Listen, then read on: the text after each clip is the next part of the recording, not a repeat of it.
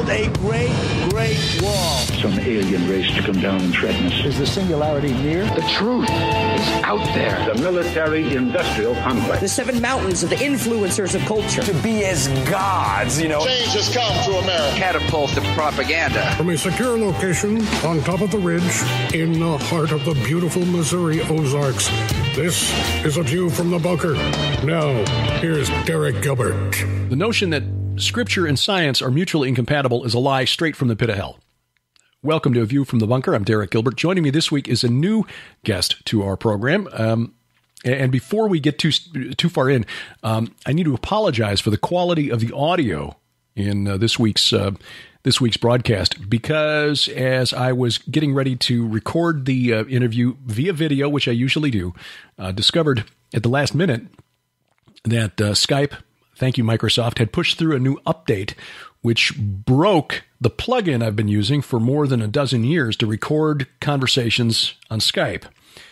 Well, that what wasn't time to do the update. I thought everything was set correctly. In fact, it was set correctly when I went back and checked all of the preferences in Skype, but the update to Skype had broken the plugin. So we were only getting video from our guest's side, and the audio, even though it was set to come off of this nice broadcast quality microphone here, actually came through the internal mic on my PowerBook. Not the worst audio in the world, but it's not up to standard. So if you're listening to this on the podcast at vftb.net, rather than watching the video at youtube.com/Derek P. Gilbert, you're going to hear what sounds like really bad audio compared to what we've been able to do over the last couple of years. So anyway, apologies for that up front. But sadly, things have been busy enough, and this is not a complaint because I'm glad to be this busy, that didn't have time to re-record the interview, and I think the content is worth hearing anyway. This young man is a gentleman I met in my previous career as an outside sales rep. He is working in a field that requires his background in technology and design. He's also got a background in biology, which is attractive to me because, the woman I married has got a background in biology, so I've been exposed to a little bit of that over the last couple of decades. But finding somebody who understands that you're training in basic science, biology, and applied science, which is what we call engineering, is not incompatible with the Bible, but in fact reinforces the truth claims of Christianity, is something that I think is really important. We don't teach enough apologetics in our churches these days. And so without further ado, this week's guest, we welcome Daniel-Currier to the program. His website is iapologia.com, iapologia.com. If you can't spell that, don't worry. It's in the show notes. We welcome Daniel-Currier to the program. Daniel, it's good to talk with you again after all this time. Good to talk to you too, Derek. Great to be on your show here. We met as I made a sales call on your employer, and I had to learn over the 3 years that I worked in outside sales, actually almost 4 years in outside sales, that there were times it was a mission field, and I didn't really realize it. There were times I would run into fellow believers, and I don't know how we knew, but it seemed like every time when I went into a place of business where the gentleman or woman that I was calling on was a believer, we would figure it out. We would just kind of sense it over the course of the conversation. It wouldn't take very long to figure that out either. The gentleman I was calling on, I hope you don't mind me sharing his name, Ron Foster, the purchasing agent there for the company where you work. He and I got to talking about faith, family, his choice, and what brought him to faith, which was an accident as, just after his college football career. He might have been an NFL star, or at least an NFL player, which is still something. Mm-hmm. And then you popped into his office, and we began to talk. And so your background. So anyway, that was how we met in discussing steel. Yeah, and so just kind of give you a backstory of that. It's kind of interesting. Before I was working with this company a number of years before that time. With the economic downturn, I had to leave because of, there was laying people off. Mm-hmm. I came back 4 years later. Well, the place I was working at before was teaching. I was a high school teacher in science and technology. Mm-hmm. And for reasons that were outside of my control, I had to move on. I had to put my resignation in. It was kind of a hard thing for me to do, but God was pushing me in a different direction. Pretty forcefully pushing me too. And so I was kind of out of a job for about 3 months there. And I happened to swing by my old company that I was working with before, and it just so happened that they fired the guy that took my old job. And the HR lady's like, put your resume in. A week later, I had my old job back. Now, okay, so there's some things going on here. If I did not leave that year, I would not be working where I'm working now. Leave school, teaching school that year. If I did not pop into the office that week, been more likely that someone else would have got my position. And the third thing is, I would never have been able to meet the man that you mentioned before, Ron Foster. Mm-hmm. And that's kind of where I wanted to go next, is that we met, but after that story, when we met, you and I met, Ron left about maybe a half a year later. Okay. So he's not there anymore. But in the meantime, I met his brother. His name is Ryan. And Ron and I would talk at work once in a while about different topics, including apologetics. And I told him that I'd like to start a group for apologetics, maybe even on a campus. And I found a group called Ratio Christi on a college campus nearby where we live. And his brother, in the meantime, was wanting to get into college ministry. And so Ron reached out to his brother Ryan, and Ryan was like, no, this is not for me. I don't like it, and all that stuff. Well, he looked into it and he's like, yeah, I think I could do this. And so in the last 3 years now, Ryan has been leading this college ministry called Ratio Christi at the local college, Bradley University. Oh, really? Okay. And yeah. And so without those specific things happening in different people's lives, we would not have this group going with Ryan being the leader there. Huh. So as I look back and see God's hand in it all. So that's my story about how I kind of got into more the college side of it. But in the meantime, I already had started iApologia. So kind of a soft spot in my heart for Bradley University. I worked on the air and radio in Peoria right out of college. Okay. And I went to school just up the road from Peoria in Galesburg at Knox College, small liberal arts school. Really? And went to work in radio in Peoria just after college. Started there in 1984. Wow. I was there from 84 to 86. The funny thing is, the station where I was on the air, 93.3, is today it's playing the same songs that we played when I was on the air back in the mid-'80s, 30 years ago. And the songs that were on the air then are now being called classics. So that gives you an idea of where I fall age-wise. And by the way, Scott Wheeler, who was on the air recently at the Christian station there in Peoria, was a fellow that I worked with back in the day. Oh, okay. So that's a small world. Yeah, it is. He stuck around, and so anyway, I'm kind of following I was there back in 85 where they had that fantastic season with Jim Les and Hersey Hawkins on the team with the 32-3 season or something like that, and so I kind of still follow the Bradley Braves basketball team. Again, kind of a soft spot in my heart, but it was fun when I had to go back to the Peoria area on sales calls. Because again, it was a place that I knew back in the day. Although things have changed quite a bit since then. And again, in calling on your firm there, just outside Peoria, was an interesting meeting. And even though our meeting there was just very brief, I appreciate your newsletter. And because apologetics was so important to me at a key point in my life. Our daughter was young, about 6 years old, and I was, for a time, at that particular time, I was Mr. Mom. And had to admit to myself I couldn't explain to our daughter why certain things were right and others were wrong, because I didn't know why I believed certain things were right and wrong. Had been raised going to church every Sunday, fell away in college, of course, as many people do, many kids do, and never really came back in a serious way. And so that's what led me to apologetics. Now, let's talk about that topic, because the name apologetics almost sounds like people who are designated to go out and say they're sorry for, fundamentalists or something.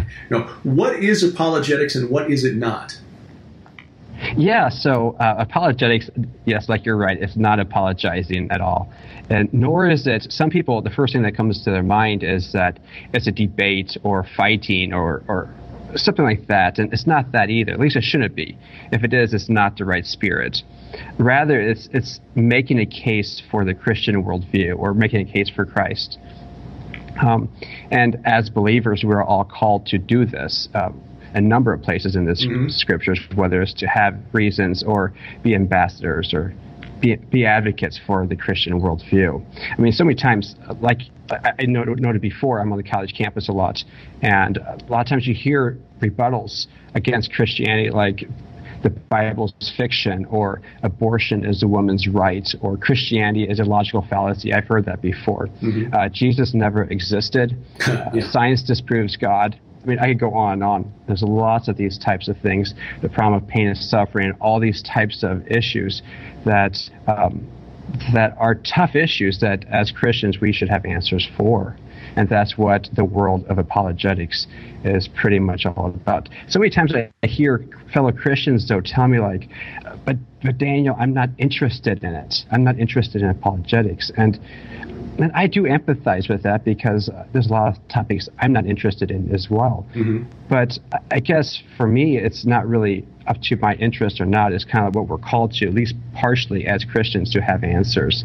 I've heard other people say, well, I don't need reasons, I just believe. And that's amazing, and I applaud them for that. But my thought on that is it's not just about us. It's not just about you. It's about other people. It's about our kids or grandkids or neighbors or coworkers or college students or whatnot.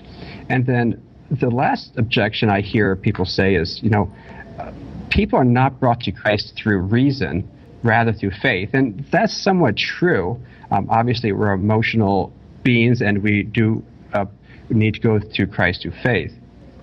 But as you said about your testimony, definitely that those reasons are the other side of the same coin as faith. So it goes really well together with faith and reason. Well, it's God speaking through Isaiah, who said, "Come, let us reason together." Exactly. Jesus, who told us we are to love the Lord our God with all of our heart, all of our soul, and all of our mind. So it's a three-legged stool there. If you kick out one of those legs, it falls over. Yes, very much so. Just like many things in the Christian faith are like that. So what was it that attracted you to the study of apologetics? Well, I don't know if anything specific. There's a number of things over my life. When I was younger, when I was a teenager, I'm more of the analytical type of person. I enjoyed science growing up, and so that's kind of my world of study is science and technology and design. And so with that background, with those interests, there's tons of different items in the world of Christianity, the Bible, and all that stuff that requires the use of your mind. And so that was always my natural tendency to be a thinker and things like that. And then I enjoyed science, and obviously with the Darwinian enterprise, we have a lot of objections to Christianity. So that was really my forte as well. Well, now you mentioned a background in biology, which is interesting because Sharon is a degree in molecular biology, emphasis in genetics. So, yes. I had early in our marriage, and she will tell you this, an interesting discussion. Discussion was my word for it. Argument would be her word for it, and actually she's correct. I enjoy a good... I'm like the guy in that Monty Python sketch who shows up and wants to pay $5 for an argument. Exactly. Yep. And that's not always the best way to maintain a good, healthy, loving, marital relationship. So, but we had a discussion early on because I was convinced that there was no contradiction, no mutual exclusivity between Darwinian evolution and the Christian faith. And there are some who still will make that case today. I respectfully disagree, because if you don't have the foundation of a fall from some original perfect state, then there's, where's the need for salvation? How does that enter the picture then? But anyway, your background in biology then is intriguing. What do you see in the field of biology, in the design of these wonderful bioelectrical mechanical devices that walk all over, fly all over, swim all over this planet that convinces you of a creator? Yeah, I think the slam dunk argument is something that we find now in genetics and molecular biology as your wife's background, and that is the DNA molecule along with other information carriers in the cell. I think this is the argument. I mean, I have not heard a good rebuttal against it, even though people have tried. The argument is simply this, is that DNA and RNA and some of these other information carrying molecules within every one of our bodies and all life on planet Earth, it looks very much like the information we produce, whether it's the written text on a page, the music score. We could talk about computer language. This is the same type of language. It carries information. We know where information comes from, always. There's only one source of information, and that's through intelligent beings. There's no other way that we can get functional, meaningful information. And that points to a creator, I think. It's just a slam dunk argument. Now, then you noted also the designs in biology as well, and I do think that's a huge area as well. And I think this is connected. The designs in biology are predicated upon the information within the DNA and within the cell. So there's a number of different thoughts on that, but one of the ones that stick out to me as being quite interesting is that in the world of biology, we can find these amazing structures that either look like our designs and we never copied them, or that when we want to make something in the world of engineering and design, we go and copy them because they're much better designs than what we can do. An example of this is something that we never copied, but it's exactly the same as our design, would be a biological gear. There's an insect in England that is a leafhopper that has these gears on its back legs. And these gears allow the back legs to be synchronized. And if it was not synchronized, this leafhopper would spin out of control and fall and it would be dead. Yeah.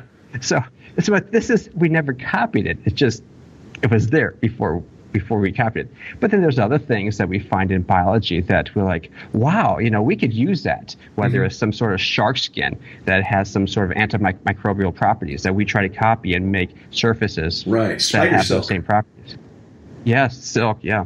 So we can go on and on those types of things where there's designs in biology that either and here's another thing, too, is that even if we mimic those designs are usually like 99% of the time better than our designs. Yeah. They're more efficient, more economically made, et cetera, et cetera. Well, the thing that really blew my mind was it last year or the year before, where a couple of Chinese, and I don't know what their discipline was, but they wrote a paper in which they were talking about attempts to replicate robotic hands, and they just said that the design of the human hand is so intricate that we've not been able to replicate it, and they were forced to retract their paper and rewrite it to remove the reference to design, because design implies a designer. Actually requires a designer.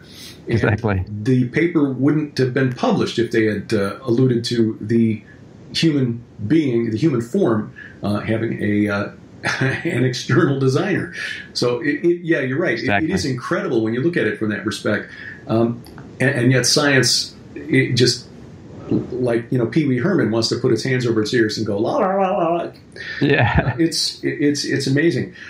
Well, let me come back to a question here, because you alluded, or you gave several examples of objections of people who find the subject of apologetics maybe daunting. Yeah. And again, from my own journey, the thing that really moved me to begin looking into it was responsibility as a parent, knowing that suddenly it was on me to try to explain right and wrong to our daughter, and knowing that my own personality is such that because I said so wasn't a good enough answer. That's what led me into the study of apologetics. It was actually the story of James and the account of his martyrdom by Josephus that cinched the deal for me. Really? As parents, what would you say to parents or grandparents just to persuade, or maybe parents specifically, to persuade them of the importance of apologetics for their children? Yeah. Well, let me be upfront here. They say those who are unmarried and don't have any kids are the best parents. And I'm unmarried and I don't have any kids. So I'm not going to speak to that specifically, but I'm going to speak to it generally, why it's so important. I think, just like what you were talking about your experience going to college, that you walked away from the faith. Yeah. And my guess is a lot of those reasons were not just rational reasons, but rather emotional reasons. If you think back on there are desires that you had, whether it's friendships, social interactions, the sin issue, just worldview challenges that you dealt with. It didn't seem that important to me. I mean, it didn't seem that important to me. You know, church to me at that time in my life was a place you went to learn good moral behavior, and that was about it. The whole the immediacy of this is a question that has eternal consequences. Just didn't really enter my mind. Exactly, and that's another very good one. And so when kids go off on their own to college or to the workforce or to even high school, or even grade school nowadays, and if they don't have that solid foundation for what is truth, what is actually what the Bible teaches, and are the core teaching of the Bible, where we did fall as people, and that God is the creator, we have the responsibility to obey God, and that what the work of the cross was all about, and the issue of heaven and hell. If they don't have those as a foundation and have the reasons, not just knowing that, but also know the reasons why we believe what we believe, it gives you really no foundation, and you go to school like, I don't know what I believe, I don't really care. Who cares? They lose interest. Yeah, and if there's no good reason to believe that the Bible is actually the word of the entity who created everything, then what makes that advice any better than guidance from Dr. Phil? Exactly. Yeah. And that's another thing too, right? Along with that is that if you look at a lot of these other big, I'm going to say worldviews, and a worldview is just how we look at the world. If you look at other worldviews, such as you could talk about Marxism, you could talk about New Ageism, we could talk about Islam, many other types of worldviews out there. They have some truth to them, but in the big scope of it, there's problems with the worldview. With Christianity, there doesn't seem to be those problems. It seems to match the picture that the Bible gives for the world around us seems to match like really, really, really well with the actual world. It tells the condition of our soul. It tells the condition of what's going on, and a fix.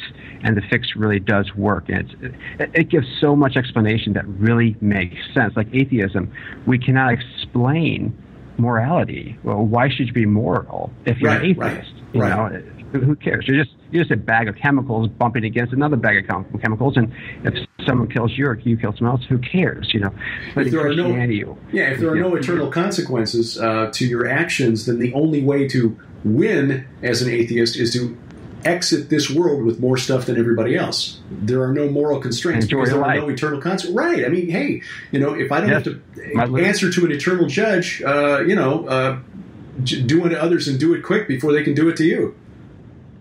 Exactly. Very much so. So yeah, without that grounding, without that foundation with a lawgiver, you are pretty much out free floating through the air with no grounding whatsoever. Yeah, feet firmly planted in midair. Well, you've moved the conversation in a way that I would hope to do anyway. And in the interest of trying to keep these programs to a manageable length, I think this is a good way to kind of swing into the final leg of the conversation here to get a little more specific. And we'll talk in just a bit here about some good resources. Of course, iapologia.com, of course, being one of them. But you mentioned that the Christian worldview explains the world around us, and there are times when the world around us seems to make no sense. And one of those times was a Wednesday just a couple of weeks ago in Parkland, Florida, at Stoneman Douglas High School, when a young man, 19 years old, allegedly, walked into school with an AR-15 and took the lives of 17 people. And we've seen, as we've seen in other recent incidents like this, the Las Vegas shooting, for one, a backlash against public expressions of faith. Our thoughts and prayers are with the families of those in Florida. Yeah. And suddenly social media erupts with anger. Neil deGrasse Tyson, the renowned astrophysicist, recently tweeted something that I thought was just the height of insensitivity and also smugness, because he wasn't making a point about the gun control issue. He was making a point about faith, in which he tweeted something to the effect of research collected over many years and from many different places proves conclusively that prayers are ineffective at stopping bullets from killing children. Well, yeah, no kidding, Neil. But the bigger point there, I think, that he's making, which is one that is the point that's behind this pushback against praying for the families of the grieving families of the victims and the friends of the victims, is why would a loving God do something like this? How does a Christian worldview explain that? Yeah, and it's not just that. I mean, that's huge. I mean, this story that just happened is very big, but it's also, I mean, think about a situation where you have a parent sitting at the bedside of his or her dying child. Right. I mean, where's God in that situation? Or what about the things that happened under the communist totalitarian regimes or Hitler? I mean, where was God, and why didn't God stop them? We could talk about did God create evil? And if he knew, and if he did or didn't, that's one issue. But how about this? Did he know that evil was going to exist? If he did, then why did he create people that we could experience it? So it seems to be a big hammer against God, or a big argument against God. And it is a very powerful one, especially emotionally. It's a very powerful concern that people really do have in today's day and age. Mm-hmm. And I think that we need to take this seriously, because you can think of this issue in two different directions. One is more the pastoral sense, and one is more in the philosophical sense.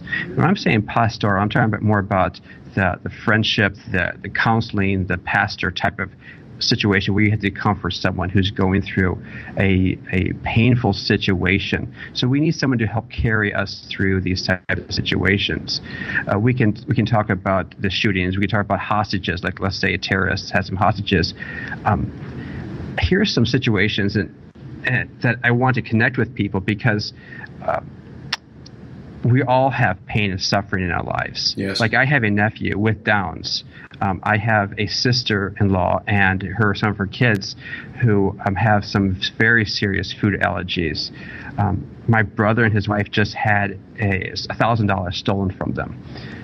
I have a uncle who just died like 6 months ago. I had a friend who just died 3 months ago. He was about my age. Both of them have cancer. Right now, as I'm speaking, my dad's dying at home of cancer. So we know that pain, disease, disaster is all around us. And this is where I wanted to say is that, no, I never have been in a situation at the bedside of my dying child, or seeing the death of my spouse or something like that. But we all have experienced this to some extent. And I think that empathy that each one of us can carry to a situation is very important, and that takes precedence over the philosophical arguments. And I think along with this whole pastoral thing is that I think the Christian worldview gives an ultimate example of someone who really understands what we are going through, and that happens to be the founder of Christianity himself, Jesus Christ. Mm-hmm. I mean, if you think of what Jesus went through, the torture, the pain, the rebuff, the people making fun of him and spitting at him, being whipped, and you name it, and then dying on that cross. He's been through the pain, whether emotionally and physically, even to the point of death. And so that's the reason why he can understand our suffering. He can empathize with us. We can reach out to him as being someone that we can really put our faith in and connect with.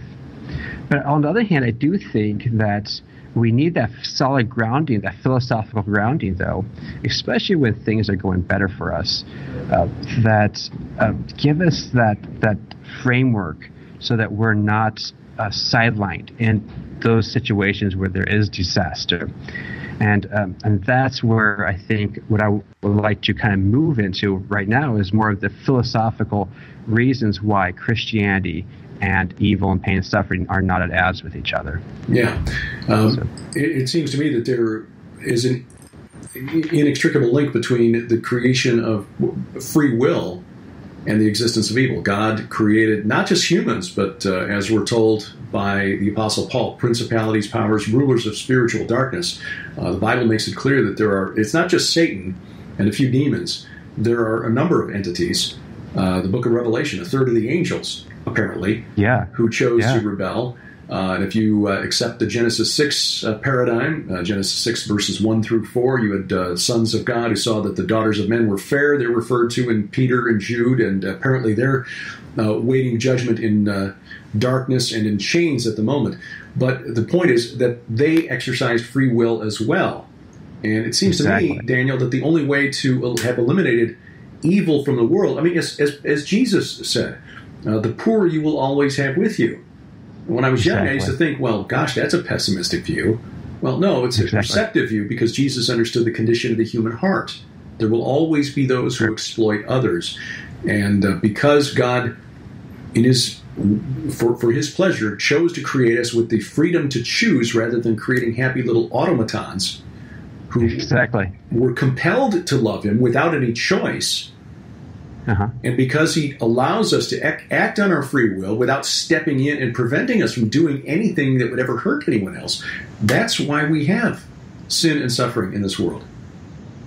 And exactly. I mean, you cannot force someone to love you. And as soon as you do that, you just have a machine. Right. And if you just have a machine, then now, so if you have to have love, you have to have that ability for that person not to love or to hate and to be evil. Right. So that free will is so important for that. And obviously God wanted that relationship with humans, and he wanted them to choose him and not choose the other side. Right. And so yes, that's one of the most powerful, that's one of the main points, reasons why pain and suffering and evil are not incompatible with Christianity, actually very compatible. Yeah. But I think there's other ones as well. I mean, you can think of how would we know what evil really was unless we had a true standard of goodness? If I didn't have a ruler that told me how long a foot is, how would I know if my distance I was measuring was a foot or not? Mm-hmm. So we have a standard of goodness out there, and that standard is what the Christian worldview would say God is a standard of goodness. And so God provides this stable backdrop that we can, look at and say this is good, and any deviation from that is evil. We can never say that rape or theft or torturing babies for the fun of it was evil without that standard of goodness and holiness that we have. And like I noted before, that Darwinian evolution really can't give us that framework, because we're just a bunch of bags of chemicals bumping against each other. And if we want to hurt someone else, well, there's no moral standard for that. It's just fine. It's me trying to make sure that my DNA is propagated to the next generation at the expense of his.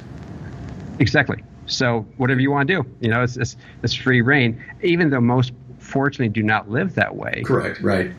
The irony, of course, is that atheists don't recognize that they're just appropriating Christian morality. Yep, they've stolen the Christian world, parts of the Christian worldview to live life better.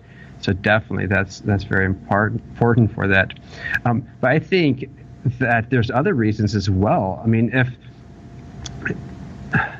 I think one issue is that people say, well, why would God allow, let's say, Hitler to keep going on? Or why did God allow this shooter to keep shooting? Right. And that's a very serious question, and it's a perplexing question on one end. But on the other end is we have to remember that we, too, each one of us, are not perfect either. All of us have sinned. The Bible says all of us have sinned and come short of the glory of God. And when we start understanding that we too have stolen stuff in our life, we have lied, we have lusted, we fight, we don't love God with all our heart, then all of a sudden we see who we really are. And if God would just strike anybody down dead who is doing something wrong, well, guess what? We would be not here either. But God has mercy on us and allows us to do that. And that goes back to free will, definitely. But I think another thing about this whole free will thing, too, is that back in the biblical story of the Garden of Eden, the first parents, the sin, when they sinned against God and disobeyed what God said, it had a rippling effect throughout the whole world, or throughout the rest of humanity, their progeny. And that's the suffering and the disease that we see today is caused by that to some extent, and it's traced back to that original sin. And so that's one of the things that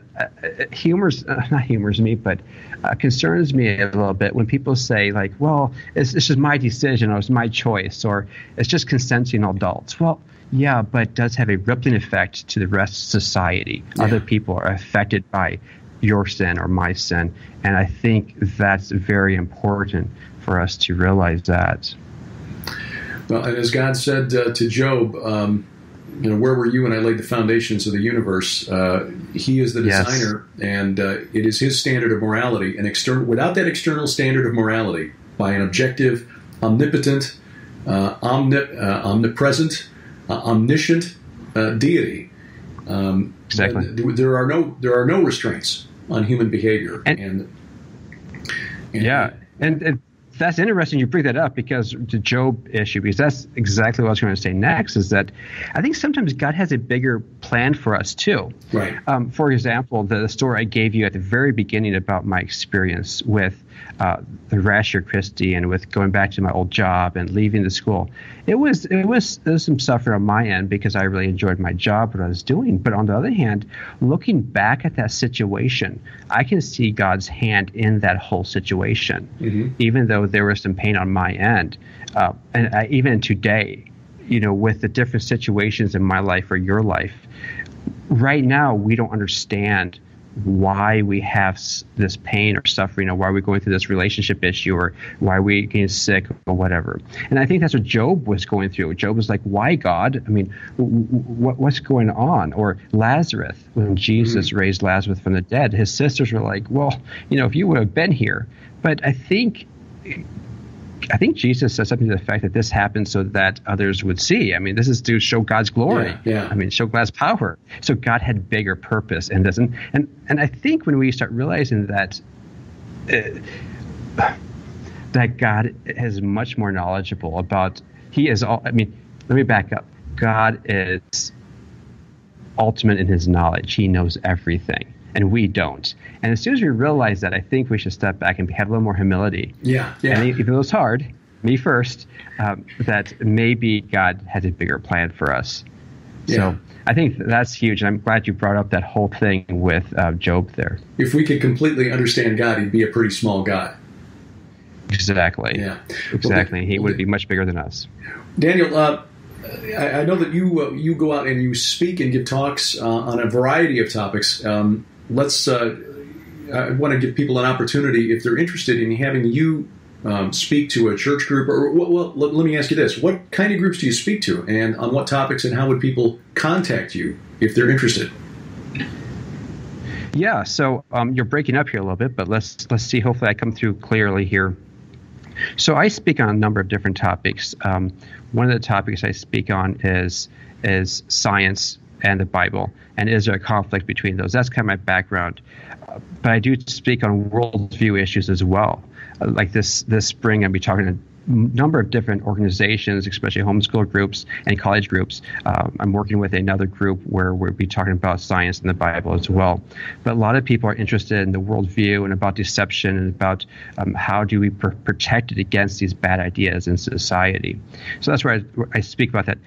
One place that I can go to, and the easiest place they can go to get some of my resources or get connected with me, is to my website. That's in the show. That'll be in the show notes here. Mm-hmm. and contact me there, because I have on the speaking page, I have some links to contact me, and they can just go in there and shoot me a quick email through that website. Okay. And it's on science issues, the Bible and science, equipping your family, social issues in Christianity, and things like that. Daniel-Currier is his ministry is iapologia.com, and again, the link to the website will be in the show notes. And Daniel, I think we may have been blessed in the connection here. We live so far out in the country that our internet connection comes and goes, and I think we've been protected thus far, so let's not push a good thing. I know this is only scratching the surface of a topic that scholars will dedicate their entire lives to, but again, an important topic, and especially one in the wake of tragedy. And so I appreciate you taking time out of your schedule today to talk, and I hope we can do it again. Well, I appreciate that, Derek. I really enjoyed this discussion, and thank you for all that you do as well. So, and I hope that we can connect again as well. Again, Daniel's website is iapologia.com, but if you can't spell that, don't worry about it. It's in the show notes, vftb.net. It's below this video at youtube.com/Derek Gilbert, and you'll also find this at Spreaker, because we're now posting these via Spreaker as well, Spreaker.com, and you'll find all of our videos there. But again, vftb.net, check the show notes, and you'll have links to all of those. Just a couple of things to touch on here as we continue watching the ripples spreading out from the horrific attack at Stoneman Douglas High School on Valentine's Day. 17 people died, of course, and in the spirit of never letting a good tragedy go to waste, we're seeing anti-gun activists really making hay of what happened on that day. In fact, it's been kind of remarkable for those of us not accustomed to seeing this sort of thing play out, watching the students from Stoneman Douglas High School in front of the camera and remarking, gee, they seem really well-spoken. These students are really have something important to say, and aren't they well-spoken and eloquent in their passion for expressing their belief that something needs to be done to corral the use and ownership of guns in America to prevent another tragedy like this. Well, a couple of weeks into this process, reporters for BuzzFeed, which is not a conservative news outlet. Remember, BuzzFeed is the one news organization that chose to publicize that spurious and uncorroborated dossier that alleged some really disgusting behavior on the part of Donald Trump in Moscow years ago. So BuzzFeed, no friend to conservatives or people of conservative beliefs, but they did some good reporting here on February 27th. A story titled "The Parkland Teens," Parkland, Florida, of course, is where Stoneman Douglas High School is located. "The Parkland teens fighting for gun control have the backing of these huge organizing groups." Now, suddenly, the ability of these students to get in front of cameras, to get in, to get booked on major network television news and talk programs is a little easier to understand. The reporters Brianna Sachs and Marianne Georgentopoulos deserve some credit for this. But the question, of course, is why did it take 2 weeks for the media to notice that suddenly some very big money operators had swooped in on the students in Parkland, Florida, to put them out in front of their movement? Because that's what's happening here. It's as though the anti-gun activists have realized, after the horrible, horrible deaths in Las Vegas, that exploiting the dead wasn't working. And what they needed to do was exploit the survivors of a gun tragedy. Because that's what's happening here. Now, you can't blame the students. They're 16, 17, 18 years old. They've seen friends, classmates, shot dead in close proximity, in a place that they felt safe, a place they go every day, 5 days a week. So you can understand their reaction to this. They're young, and who knows, even at my age 56, seeing somebody shot dead in the hallway of a place where I go 5 days a week might have a profound impact on me. But they're young enough and idealistic enough, perhaps naive enough, not to know that some of these players have who are befriending them and offering them support, financial and otherwise, are maybe have another agenda in mind. Some of the groups identified as behind this movement now to use the Parkland students to push the anti-gun agenda. Everytown for Gun Safety, which is a mainly Michael Bloomberg, former mayor of New York. Bloomberg bankrolls the organization, but they recently got a $1 million donation from another entrepreneur named Eli Broad. Giffords, which is an anti-gun movement that sprang up after former Congresswoman Gabrielle Giffords of Arizona was very nearly killed by a young man. Move On, of course, MoveOn.org is part of this. Women's March LA, also a part of this. Planned Parenthood, spokesperson for Planned Parenthood contacted by BuzzFeed said they hadn't been directly in touch with the students, but they had been, they'd offered support to Giffords. That's the Gabrielle Giffords organization, which is spearheading the national coalition of groups working on this rally that is, we're told, is the product of these students, the effort of these remarkable students from Stoneman Douglas High School. March for Our Lives, which is scheduled for March 24th. And forgive me, I don't mean to sound snarky about the students. Again, really cannot blame them for being passionate about what's going on here. For them, this is a shock. For them, this is probably, for most of them, their first experience with the death of somebody close to them. Toward the bottom of the article, we also learn that the Democratic U.S. Representative Debbie Wasserman Schultz, who's lived in Broward County for 30 years, reached out to the students within a couple of days, the day after the shooting, in fact, and helped them get in touch with state legislators in Florida, planned their trip to Tallahassee to address the state legislature. So Debbie Wasserman Schultz, involved in coordinating the what we're told is a grassroots movement, but to be perfectly honest here, this is the very definition of astroturfed. George Clooney and Oprah Winfrey have each donated $500,000 to help make this March for Our Lives a reality. Look, again, with all due respect to these young people, when I was in high school, I was a very well-spoken young man, did very well in the high school debate team, qualified for the Illinois State Championship Tournament 2 years running, did well in radio speaking, which had, obviously led to me, kind of telegraphed my later career, why I basically have talked for a living my entire adult life. Had a lot of smart friends who were also well-spoken and good in front of a crowd or good in front of a camera. But I can guarantee you that we would have had no clue without outside help, and that's the key, without outside help, of how to attract six-figure donations from Hollywood celebrities. The Parkland teens have had their cause appropriated by anti-gun activists, and they are being put out in front of this parade because they're sympathetic. They're sympathetic faces.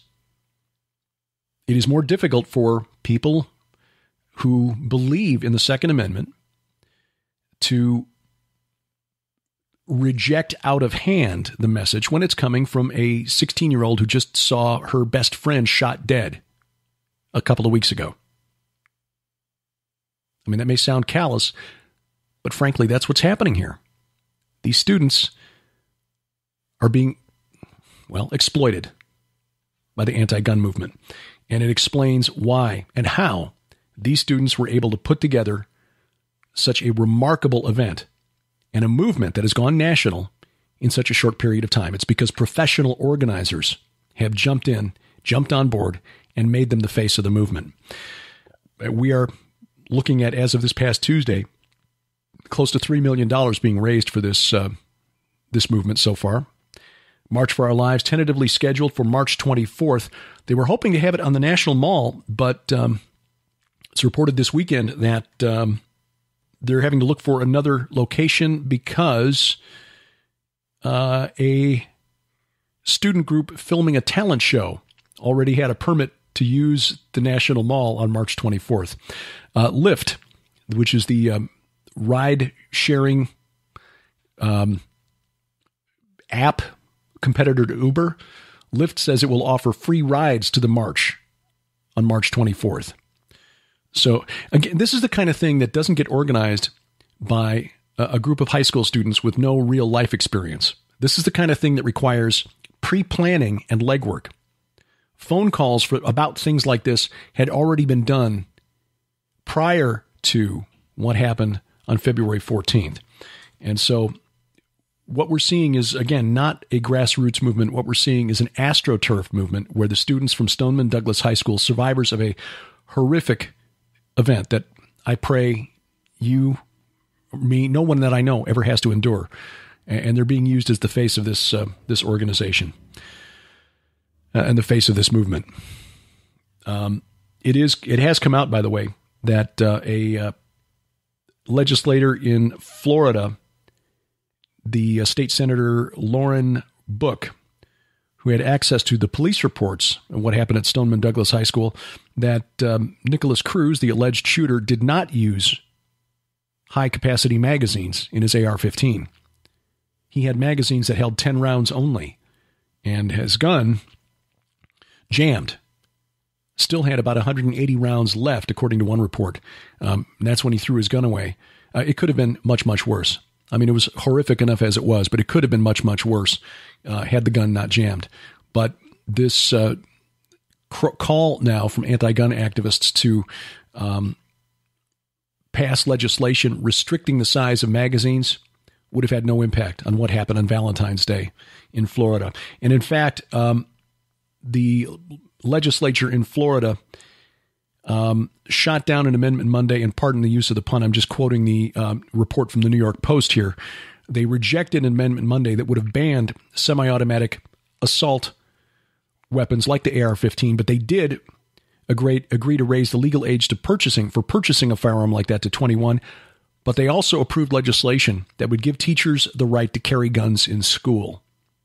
So as a sheriff from, I'm forgetting the county in Ohio now, but a sheriff in Ohio has offered training to students, or rather to teachers in Ohio, which of course is subject to their school districts allowing them to actually carry firearms in school. But he said, look, the real solution here is to make schools hardened targets so that we're not looking at a free fire zone for bad people who want to come in and cause harm.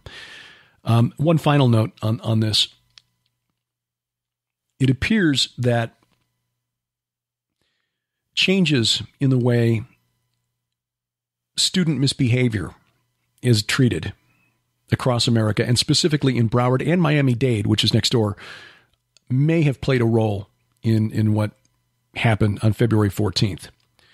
But across the country, going back to early 2014, when the Obama administration, the Departments of Justice and Education, issued guidance in the form of a Dear Colleague letter, which is sort of a strong-arm tactic sent out to school administrators saying, if you want your federal funding, you'll play ball, advised school districts around the country that they needed to reduce the rate at which minority students were suspended because it was affecting their ability to get an education. Well, school districts complied. We saw over the last few years the rates at which minority students are suspended drop significantly. But the net result, of course, is that now they knew that they're not going to be sent home or sent to the police for even getting violent or physical with teachers. And so what happens to the students who are there to get an education? Now they're in an unsafe situation, fearful for their own safety. Teachers are fearful for their own safety because there are no consequences anymore. This is really unacceptable. Now, how much of a role it played in this specific case, we don't know.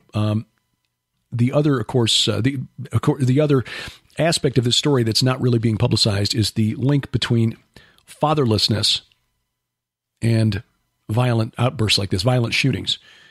The vast majority of mass shootings in the United States over the last decade or so, and I don't have the statistics in front of me, but Nicholas Cruz, even the Las Vegas shooter, Sandy Hook, Elliot Rodger in California, came out of homes where there was no father. This is not something that we're supposed to talk about in modern America. And I think it's past time that we do. Have to do more research on that. That may be something Sharon and I discuss on PID Radio, but that is a common thread among these shooters. I did deal with it briefly on Skywatch TV this past week, but it is a perfect storm of factors coming together. There's no one thing that contributes to it. And of course, at the end of the day, the ultimate underlying factor is sin, condition of the human heart. When we don't take the supernatural realm seriously, and the fact that the principalities, powers, rulers of spiritual darkness want to destroy us and everything that we love, then events like what happened on Valentine's Day will continue to occur and will continue to puzzle us because we can't make any sense out of it. Because from a human perspective, it makes no sense. But the Christian worldview explains it. The human heart is wicked by nature. That's our default setting. The spirit realm is real. It is populated by entities, many of whom are unfriendly, in fact, in open rebellion to their creator. And they are more than happy to take us with them to their final address, which is the lake of fire. So, what do we do? Accept the Lord Jesus Christ as Savior, for one thing. You never know when something like this is going to intrude on your life or the lives of your loved ones. So the only thing you can do is to be prepared. And I'm not talking about exercising Second Amendment rights. I'm being prepared for eternity. That's first and foremost. Well, a couple of quick notes. Sharon's book, the new novel, The Blood is the Life, Book 3 of the Red Wing Saga, that is available now. It is in stock at the Skywatch TV store. And Tom Horn, God love him, is offering a crazy deal where you can buy all 3 novels in the Red Wing Saga, Blood Lies, Blood Rights, and The Blood is the Life, plus Mike Heiser's 2 novels, The Facade and The Portent, for a donation of $40. Sold individually, the 5 novels, $90. Get them all for $40 at skywatchtvstore.com. That's skywatchtvstore.com. And I'll put a link in the notes here at vftb.net. Here, the Watchman Dallas, the conference coming to the Hilton DFW Lakes Conference Center, March 22nd through the 25th. It's just about sold out. I know that the hotel, the Hilton, is booked for the conference. They're now directing overflow to the Super 8 in Grapevine, Texas, which is close by. But you can still watch the video feed. The video coming to you in HD and about an hour after each presentation, because they record them first and upload them to the web. That way, there's no problem with the internet stream suddenly getting interrupted. So you're getting it on a little bit of a time delay, but you get to watch them for up to 6 months after the conference. Reasonable price, $49, but save 20% off that with the promo code Gilbert20. That's Gilbert20 at hearthewatchmen.com. We are no doubt in the transhuman age, the age of hybrids. This is coming.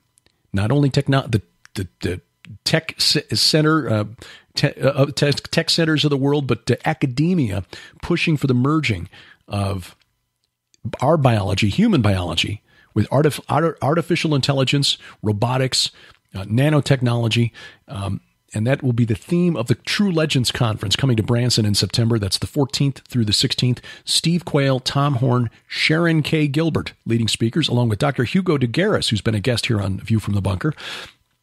Again, this will be in Branson at the Mansion Theater, September 14th through the 16th of this year.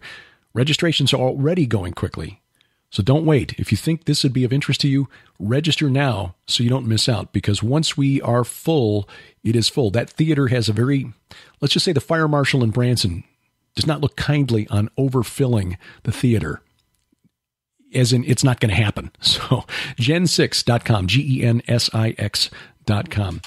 Please take advantage of the free Bible study that Sharon and I put together every week.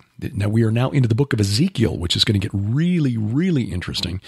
We get that updated every Sunday, usually around midday, and all of the studies going back to Genesis 1, posted at gilberthouse.org. That is gilberthouse.org. Coming up on Skywatch TV this week, we continue our discussion with Donna Howell. She's the author of the new book, The Handmaid's Conspiracy. It raises a very interesting question. Has the church derailed a women's empowerment movement that was started by Jesus Christ himself? You'll find a complete schedule of where and how to watch the program at skywatchtv.com. Please give us a review at Stitcher, iTunes, Spreaker, or wherever else fine podcasts are sold. And please give us a like at Facebook, facebook.com/View from the Bunker, which is a production of Gilbert House and released under a Creative Commons Attribution Non-Commercial No Derivatives 4.0 International License. The opening theme is by Kevin MacLeod. His website is incompetech.com. Our opening announcer is DC Good. Remember, we wrestle not against flesh and blood. I'm Derek Gilbert, and this is A View from the Bunker.